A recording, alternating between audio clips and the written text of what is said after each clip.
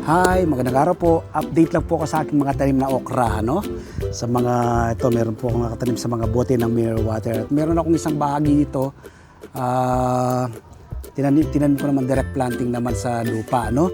Pero ito po, nasa mga bote lang. Meron po akong mahigit 100 puno ngayon ng okra. Marami na po makikinabang dito, no?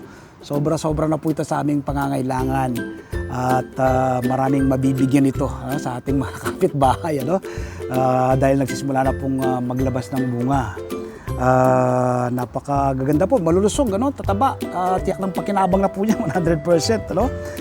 May mga bunga ng maliliit, tapos tuloy-tuloy pa rin po yung kanyang pagpa-flower, no?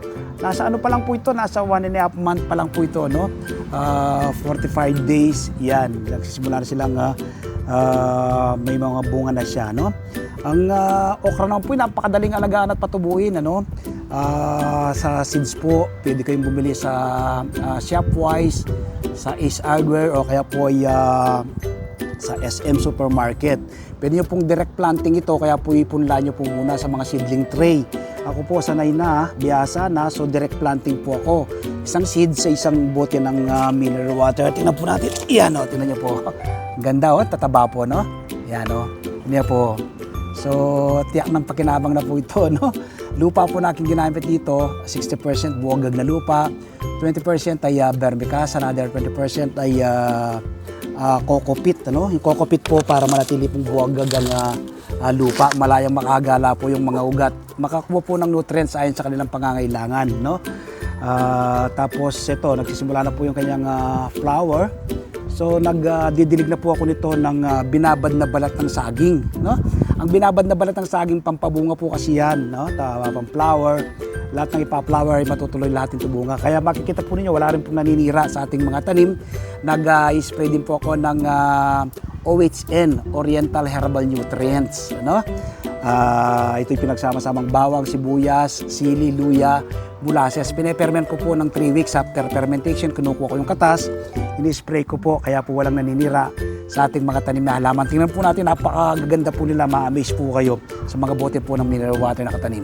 Yan o, ganda pong tingnan no? Sa mga bote po ng mineral water. Oh. Yan natin din sa taas. Yan, tingnan niya po. Ang gaganda, di ba? Tataba po. Tapos tingnan niya po, may mga flower at bunga na. Oh. Dami pong bunga. Oh. Kumpul-kumpul po yung mga bunga. Oh. Ikutan po natin ha. Yan. Yan po ninyo, napakaganda. Nako. 1.5 month po nating tanim na okra, no? Sementadong kalsada. Kita niyo po, sementadong kalsada po ito, no? Yan, sementadong kalsada. Wala kang hirap space, pwede po kayong magtanim tulad po na aking ginagawang pagtatanim ng ganito. So, yan pa po ang ating mga tanim na okra. Yan, ganda po, no? Yan, ayan din po, yan, no? Tingnan niyo po, lalapitan po natin. Ang tataba po, no? Ang gaganda, oh. Yan. So itong side na po ito, direct sa lupa po ito, no? Yan. Maigit, sabi nga po sa inyo, maigit 100 puno po ng okra ang ating tanim ngayon, no? Yan. Ang gaganda po, oh. Simula na silang lahat magbunga, oh. Ito. Yan. Yan, oh. Paikot. Yan, oh. Napakaganda. Green na green. Tapos ang lulusog, ano? Meron din po ako tanim na sitaw. Sa mga susunod na araw, i-update ko po kayo sa ating mga tanim na sitaw, no? Lalo ka po pag may mga bunga na po yan. Yan, tingnan po ninyo ang napakagaganda. Nagawa ko po yung ganitong pagtatanim, ano? Magagawa din po ninyo, no? Time management lang po yan. Ako po, napakadami ko pong trabaho, schedule. Pero bago po ako umalis ng bahay, tinitingnan ko po yung aking mga halaman, binibisita ko, ano? Kung ano kanilang pangangailangan ay binibigay ko. Tapos pagdating ko, kahit gabi na akong umuwi, no? Binibisita ko kagad yung aking mga tanim na halaman.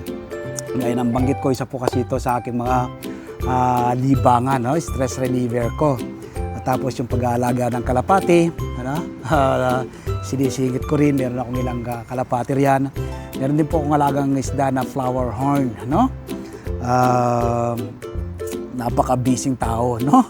Pero nagagawa pong ganitong pagtanim. Nagawa ko po ito, magagawa din po ninyo. Nawa po mula ng araw na mapanood ko, magtanim na rin po kayo ng inyong sariling pagkain. Salamat po. Happy farming!